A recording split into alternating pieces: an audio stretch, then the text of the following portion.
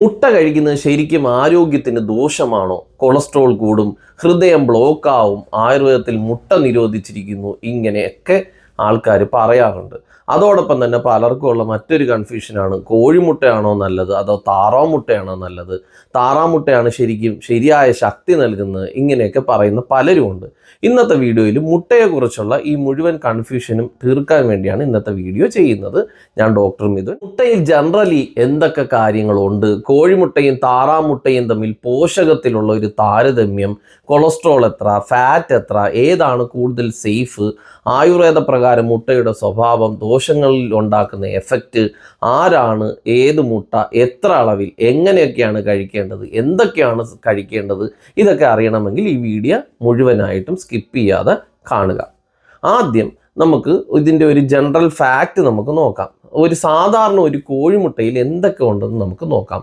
ഉയർന്ന ഗുണമേന്മയുള്ള പ്രോട്ടീൻ, ശരീരത്തിന് എളുപ്പം ഉപയോഗിക്കാവുന്ന വിധം, നല്ല തരം കൊഴുപ്പ് അല്ലെങ്കിൽ fat, vitamin B12, A, D ഇതൊക്കെ ഉണ്ട്. പിന്നെ അയൺ കണ്ടന്റ്, സെലീനിയം തുടങ്ങിയ ധാതുക്കൾ. മസിൽ നിലനിർത്താനും ടിഷ്യൂ റിപ്പയർ ചെയ്യാനും പ്രോട്ടീൻ വളരെ അനിവാര്യമാണ്. ഹോർമോൺ നിർമ്മാണത്തിനും ബ്രെയിൻ ഫങ്ഷനും ഫാറ്റ് ആവശ്യമാണ്. വൈറ്റമിൻ B12, D കുറവായാൽ ക്ഷീണം, നമ്മുടെ നാഡീ വ്യവസ്ഥയിലുള്ള പ്രശ്നങ്ങൾ, ഇമ്മ്യൂണിറ്റി കുറവ്, ഇങ്ങനെയൊക്കെ വരാം. അതിനാൽ പോഷകത്തിൻ്റെ കണക്ക് നോക്കുമ്പോൾ മുട്ട ശക്തമായൊരു ഫുഡ് ആണെന്ന് വ്യക്തം. പൂർണ്ണമായും മുട്ട ഒഴിവാക്കി പകരം മറ്റെവിടെ നിന്നും കൃത്യമായി പ്രോട്ടീൻ കിട്ടുന്നില്ലെങ്കിൽ മസിൽ കുറവ്, ക്ഷീണം, മുടി കൊഴിച്ചിൽ എന്നിവയ്ക്കുള്ള സാധ്യത കൂടും. ഇപ്പോൾ നമുക്ക് ഒരു 100 ഗ്രാം മുട്ടയിൽ, കോഴിമുട്ടയിലും ഒരു താറാവ് മുട്ടയിലും എന്തൊക്കെയാണ് ഘടകങ്ങൾ അടങ്ങിയിരിക്കുന്നത് എന്നുള്ളതിൻ്റെ ഒരു കമ്പാരിസൺ നമുക്ക് നോക്കാം. ഒരു 100 ഗ്രാം കോഴിമുട്ട എടുത്തു കഴിയുമ്പോഴത്തേക്ക് അതിൻ്റെ അകത്ത് ഏകദേശം ഒരു 155 കാലറീസ് ഉണ്ട്.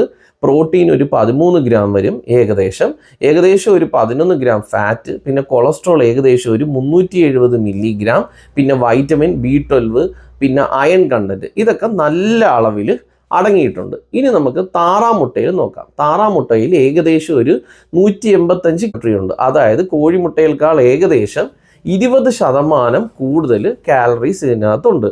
പ്രോട്ടീൻ ഏകദേശം ഒരു 13 ഗ്രാം, അത് ഏകദേശം രണ്ടും ഒരു ഈക്വൽ ആയിട്ട് നിൽക്കുന്നു. ഫാറ്റ് ഏകദേശം ഒരു 14 ഗ്രാം വരുന്നു, അതായത് കോഴിമുട്ടയേക്കാൾ ഒരു 25 മുതൽ 30% അധികം. കൊളസ്ട്രോൾ ഏകദേശം 620 മില്ലിഗ്രാം വരുന്നുണ്ട്, അതായത് കോഴിമുട്ടയേക്കാൾ 60 മുതൽ 70% കൂടുതൽ കൊളസ്ട്രോൾ ഉണ്ട്. പിന്നെ vitamin B12, vitamin D, vitamin A, iron content ഒക്കെ കോഴിമുട്ടയേക്കാൾ കൂടുതലാണ്. അപ്പോൾ നമ്മൾ സരളമായി പറഞ്ഞു കഴിഞ്ഞാൽ പ്രോട്ടീൻ രണ്ടിനും ഓൾമോസ്റ്റ് സെയിം ആണ്. താറാവ് മുട്ടയിൽ കൂടുതൽ ഫാറ്റ്, കൂടുതൽ കൊളസ്ട്രോൾ, കൂടുതൽ വൈറ്റമിൻസ്, പിന്നെ കൂടുതൽ ധാതുക്കൾ, ഒപ്പം കൂടുതൽ ഹെവിയായ കാലറികളും താറാവ് മുട്ടയിലാണ് കൂടുതൽ. അപ്പം നമുക്ക് ഇതെന്താണ് പ്രാക്ടിക്കലി ഇതെന്താണ് സൂചിപ്പിക്കുന്നതെന്ന് നോക്കിക്കഴിഞ്ഞാൽ, താറാവ് മുട്ട കൂടുതൽ ശക്തി കൊടുക്കുന്ന കാലറി ഹെവി ഫുഡ് ആണ്. കൂടുതലായി ഫിസിക്കൽ വർക്ക് ചെയ്യുന്നവർക്കും ബലഹീനത ഉള്ളവർക്കും വൈറ്റമിൻ B12, D കുറവായിട്ടുള്ളവർക്കും അനീമിയ തുടങ്ങിയ സാഹചര്യങ്ങളിൽ കൃത്യമായ മാർഗനിർദ്ദേശത്തോടെ ഒക്കേഷണലായി ഉപയോഗിക്കാൻ ഉപകാരപ്രദമായേക്കാവുന്ന ഒരു ഡയറ്റാണ്. പക്ഷേ ഓൾറെഡി ഹൈ കൊളസ്ട്രോള്, ട്രൈഗ്ലിസറൈഡ് കൂടുതലായിട്ടുള്ളവർക്ക്, ഓവർ വെയ്റ്റ്, പിന്നെ ഒബീസിറ്റി, ഹൃദ്രോഗത്തിൻ്റെ ഹിസ്റ്ററി ഉള്ളവർക്ക്, സ്ട്രോക്കിൻ്റെ ഹിസ്റ്ററി ഉള്ളവർക്ക് ഇവരൊക്കെ താറാവ് മുട്ട അധികം കൊളസ്ട്രോളും ഫാറ്റും പ്രശ്നം ക്രിയേറ്റ് ചെയ്യാം. അപ്പോൾ കോഴിമുട്ടയെ പറ്റി നമ്മൾ പറയുകയാണെങ്കിൽ ഈ സാഹചര്യത്തിൽ കോഴിമുട്ട ഒരു ബാലൻസ്ഡ് ഓപ്ഷനാണ്. പ്രോട്ടീൻ നന്നായിട്ടുണ്ട്, ഫാറ്റ് കൊളസ്ട്രോള് കുറവല്ല, പക്ഷേ താറാവ് മുട്ടയേക്കാളും കുറവാണ്. അപ്പം ദിനചര്യയിൽ നമ്മൾ നിയന്ത്രിത അളവിൽ ഉപയോഗിക്കാൻ റിലേറ്റീവ്ലി ഒരു സേഫർ ചോയ്സ് എന്ന് പറയുന്നത് കോഴിമുട്ടയാണ്. ഇനി കൊളസ്ട്രോളിൻ്റെ പേടിയുള്ള ഒരു മുട്ട കഴിക്കാമോ? എല്ലാവർക്കും ഏറ്റവും വലിയ ഭയം എന്ന് പറഞ്ഞാൽ മുട്ടയുടെ മഞ്ഞ കഴിച്ചാൽ കൊളസ്ട്രോൾ കുത്തനെ കൂടും, പിന്നെ ഹാർട്ട് ബ്ലോക്ക് ഉണ്ടാവും എന്നൊക്കെയാണ്. അപ്പം നമ്മൾ ഇതിൽ ശ്രദ്ധിക്കേണ്ട കാര്യം എന്താണെന്ന് വെച്ചാൽ, നോർമൽ ഹെൽത്ത് ഉള്ള പലരിലും ഡയറ്റിൽ വരുന്ന കൊളസ്ട്രോൾ നേരിട്ട് ഡേഞ്ചറസ് ബ്ലോക്ക് ആയിട്ട് മാറണമെന്ന് ഇല്ല. അൺഹെൽത്തി ഫാറ്റ്, അതായത് റിഫൈൻഡ് ഓയിൽസ്, ട്രാൻസ് ഫാറ്റ്, അധികം പഞ്ചസാര, പിന്നെ white flour, junk food, physical inactivity, അതായത് നമ്മൾ വേറെ എക്സസൈസ് ഒന്നും ചെയ്യാതെ ഒരു സ്ഥലത്ത് തന്നെ സെഡൻഡറി ആയിട്ട് ഇരിക്കുന്ന ആൾക്കാർക്ക്, സ്മോക്കിംഗ് അതായത് പുകവലിക്കാർക്ക്, പിന്നെ ജനറ്റിക് ഫാക്ടേഴ്സ്, ഇതൊക്കെ ചേർന്നിട്ടാണ് സാധാരണ ഡേഞ്ചറസ് ആയിട്ടുള്ള കൊളസ്ട്രോൾ പാറ്റേൺ ഉണ്ടാകുന്നത്. നൂതന ഗവേഷണങ്ങൾ കാണിക്കുന്നത് പലർക്കും ദിവസേന ഒരു കോഴിമുട്ട കഴിക്കുന്നതിലൂടെ മാത്രം LDL ഡേഞ്ചറസ് ലെവലിൽ ഉയരണമെന്നില്ല എന്നാണ് പുതിയ നൂതന ഗവേഷണങ്ങൾ പറയുന്നത്. ആയുർവേദവും പറഞ്ഞിരിക്കുന്ന ഇതേ കൺസെപ്റ്റാണ്, അതായത് മിഥ്യാഹാര വിഹാരം. അതായത് ഒരു സിംഗിൾ ഫുഡല്ല, പൂർണ്ണ ആഹാരമല്ല ഭക്ഷണവും പിന്നെ നമ്മളുടെ ലൈഫ് സ്റ്റൈലും ചേർന്നിട്ടാണ് നമുക്ക് രോഗം ഉണ്ടാക്കുന്നത്. അപ്പോൾ ആയുർവേദിക് വ്യൂ എന്താണെന്ന് വെച്ചാൽ മുട്ട ജനറലി ഗുരുവാണ്, അതായത് ഇച്ചിരി ഹെവിയാണ്, പിന്നെ സ്നിഗ്ധമാണ്, ഓയിലിയാണ്, പിന്നെ ഇതിനൊരു ഉഷ്ണ ഗുണമുണ്ട്, ശരീരത്തെ അല്പം ചൂടാക്കുന്ന ഒരു സ്വഭാവമുണ്ട്. പിന്നെ കോഴിമുട്ട എന്ന് പറയുന്നത് എന്താണ്, ഗുരുവാണ്. പക്ഷേ താറാമുട്ടയേക്കാൾ കുറച്ച് മിതമായ അളവിൽ നമുക്ക് ദഹനശക്തി കൂട്ടുന്ന ഒരു സാധനമാണ് കോഴിമുട്ട. വാതാപിത്ത ബാലൻസ്ഡ് ആയിട്ടുള്ളവർക്കും നമുക്ക് കോഴിമുട്ട നല്ലൊരു പോഷക ഭക്ഷണമാണ്. എന്നാൽ താറാമുട്ട കൂടുതൽ ഗുരുവും കൂടുതൽ സ്നിഗ്ധയും കൂടുതലായിട്ടുള്ള ഉഷ്ണവുമാണ്. വാതാ പ്രിഡോമിനൻ്റ് ആണ്. വളരെ ക്ഷീണം, ശക്തി കുറയുന്ന സമയം, ശൈത്യകാലം, ഇതുപോലുള്ള സാഹചര്യങ്ങൾ കുറച്ചളവിൽ ഷോർട്ട് ടേം ആയിട്ട് ഉപയോഗിക്കുമ്പോൾ ബലം കൂട്ടാൻ ഇത് സഹായിച്ചേക്കും. പക്ഷേ കഫപ്രകൃതി ഉള്ളവർക്കും ഒബീസിറ്റി ഉള്ളവർക്കും പിന്നെ PCOS, ഇൻസുലിൻ റെസിസ്റ്റൻസ് ഉള്ളവർക്ക്, പിന്നെ പിത്തം ആൾറെഡി ആയിട്ട് കൂടിയിരിക്കുന്നവർക്ക്, അതായത് അമ്ലത, ചൂട്, റാഷസ് ഇങ്ങനെയുള്ളവർക്കൊക്കെ സ്ഥിരമായിട്ട് താറാമുട്ട കഴിക്കുന്നത് ഇതിൻ്റെയൊക്കെ ലക്ഷണങ്ങൾ വഷളാക്കും. അഗ്നി കുറവുള്ളവർ, അതായത് ഡൈജസ്റ്റീവ് ഫയർ കുറവുള്ളവർ, ഭക്ഷണത്തിന് ശേഷം ഹെവിനെസ് ഇവ ഉള്ളവർക്ക് ഏതൊരു മുട്ടയും ഹെവി ആയിട്ട് തന്നെ തോന്നും. ഇനി മുട്ട നമുക്ക് എങ്ങനെയാണ് കഴിക്കേണ്ടതെന്ന് നമുക്ക് നോക്കാം. എത്ര മുട്ട എത്രത്തോളം തന്നെ എങ്ങനെ കഴിക്കുന്നു എന്നുള്ളതാണ് പ്രധാനം. ഇതിന് നമുക്ക് മുട്ട കഴിക്കാനുള്ള മികച്ച രീതികൾ എങ്ങനെയാണെന്ന് നമുക്ക് നോക്കാം.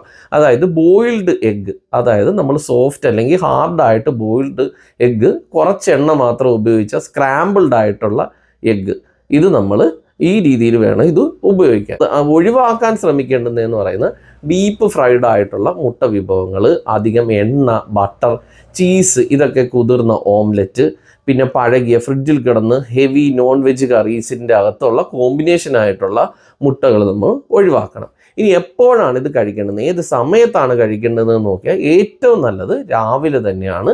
പ്രത്യേകിച്ച് ബ്രേക്ക്ഫാസ്റ്റ് സമയത്ത് നമ്മളുടെ ഡൈജസ്റ്റീവ് ഫയറൊക്കെ ശക്തിയായിട്ടിരിക്കുമ്പോൾ ഇത് ഡൈജസ്റ്റ് ചെയ്യാൻ നല്ല എളുപ്പമായിരിക്കും. രാത്രി വൈകി ഹെവി ആയിട്ടുള്ള മുട്ടക്കറികൾ, എസ്പെഷ്യലി നമ്മൾ താറാമുട്ട റെഗുലറായി കഴിക്കുന്നത് അജീർണവും പിന്നെ ആമവും ഒക്കെ കൂടാൻ കാരണമാകും. അപ്പോൾ ഇനി ആർക്കൊക്കെയാണ് മുട്ട കഴിക്കേണ്ടുന്നത്, എത്ര കഴിക്കണം, എങ്ങനെയെന്നുള്ളതാണ് ഇനി പറയാൻ പോകുന്നത്. ഒരു നോർമൽ ഹെൽത്ത് ഉള്ള ഒരാൾക്ക് ഒരു ദിവസം, ഒരു മുതിർന്ന ഒരാൾക്ക് നമ്മൾ ബോയിൽഡ് ആയിട്ടുള്ള ഒരു കോഴിമുട്ട 1 മുതൽ 2 എണ്ണം ദിവസം നമ്മളുടെ total diet, activity, body weight ഒക്കെ നോക്കിയിട്ട് നമുക്ക് ഇങ്ങനെ 1-2 എണ്ണം കഴിക്കാം. താറാമുട്ട സ്പെഷ്യൽ സിറ്റുവേഷനിൽ, അതായത് ആഴ്ചയിൽ 1-2 തവണ, അതായത് നല്ല ജോലി ചെയ്യുന്നവർക്ക്, കട്ടിയുള്ള ജോലി ചെയ്യുന്നവർക്ക്, ഫിസിക്കൽ വർക്ക് ചെയ്യുന്നവർക്ക്, പിന്നെ വൈറ്റമിൻ B12, D കുറയുന്ന എന്നിവർക്ക് ഡോക്ടറുടെ മാർഗനിർദ്ദേശത്തോടെ കഴിക്കാം. ഹൈ കൊളസ്ട്രോള്, ട്രൈഗ്ലിസറൈഡ് കൂടിയിരിക്കുക, ഹൃദ്രോഗം, പിന്നെ സ്ട്രോക്കിൻ്റെ ഹിസ്റ്ററി ഉള്ളവർക്ക്, ഫാറ്റി ലിവർ ഉള്ളവർക്ക് താറാമുട്ട റെഗുലറായി ഒഴിവാക്കുന്നത് സേഫാണ്. ബോയിൽഡ് ആയിട്ടുള്ള കോഴിമുട്ട പോലും സ്വയം തീരുമാനിച്ച് നമ്മൾ കഴിക്കരുത്. നിങ്ങളുടെ റിപ്പോർട്ട്സ് കണ്ടുകൊണ്ട് ഒരു ഫിസിഷ്യനോടൊപ്പം പ്ലാൻ ചെയ്തിട്ട് വേണം നമ്മൾ ഇത് കഴിക്കാൻ. പിന്നെ കുട്ടികൾ, അണ്ടർ വെയ്റ്റ് ആയിട്ടുള്ളവർ, B12, D ഒക്കെ കുറവുള്ളവർക്ക്, പിന്നെ അനീമിയ ഉള്ളവർക്ക് സാധാരണയായിട്ട് നമുക്ക് ബോയിൽഡ് കോഴിമുട്ട നല്ലൊരു ഓപ്ഷനാണ്. താറാമുട്ട ഒക്കേഷണലി സൂപ്പർവൈസ്ഡ് ആയിട്ട്, അതായത് അണ്ടർ വെയ്റ്റ് ഉള്ളവർക്കും പിന്നെ വെയിറ്റ് ഗെയിൻ ടെൻഡൻസി ഒന്നും ആൾക്കാർക്ക് ഇല്ലെങ്കിൽ ഇത് കഴിക്കാം. ഇനി അലർജി അല്ലെങ്കിൽ ഇൻടോളറൻസ് ഒക്കെ ഉള്ളവർ മുമ്പ് മുട്ട കഴിച്ചപ്പോൾ അവർക്ക് അലർജി വന്നിട്ടുണ്ടെങ്കിൽ ഏതൊരു മുട്ടയും അവോയ്ഡ് ചെയ്യുന്നത് നല്ലതാണ്. ഒടുവിൽ നമുക്ക് ഒരു വരിയിൽ പറഞ്ഞു കഴിഞ്ഞാൽ ദിനചര്യയ്ക്ക് മിക്ക ആൾക്കാർക്കും കൃത്യമായ അളവിൽ നമുക്ക് ബോയിൽഡ് ആയിട്ടുള്ള കോഴിമുട്ട ഒരു റിലേറ്റീവ്ലി ബാലൻസ്ഡ് ആയിട്ടുള്ള ഡയറ്റും സേഫർ ചോയ്സുമാണ്. താറാമുട്ട കൂടുതൽ ശക്തമായ ഹെവി ഓപ്ഷൻ, അതായത് ശരിയായ വ്യക്തിയിൽ ശരിയായ കാലാവസ്ഥയിൽ ശരിയായ അളവിൽ ഒരു ഔഷധ ഭക്ഷണം പോലെ ഉപയോഗിക്കുന്നതായിരിക്കും നല്ലത്. ഇതിൻ്റെ ഓവർ യൂസ് നമുക്ക് കുറച്ച് റിസ്ക് ഉള്ള കാര്യമാണ്. ആരോഗ്യത്തിൽ ഓൾറെഡി പ്രോബ്ലം ഉള്ളവർക്ക് ഏത് മുട്ട എത്ര എന്നത് നിങ്ങളുടെ ദോഷം, അഗ്നി, നിങ്ങളുടെ ബ്ലഡ് റിപ്പോർട്ട്സും ലൈഫ് സ്റ്റൈലും എല്ലാം കണ്ടതിന് ശേഷമാണ് നിശ്ചയിക്കേണ്ടത്.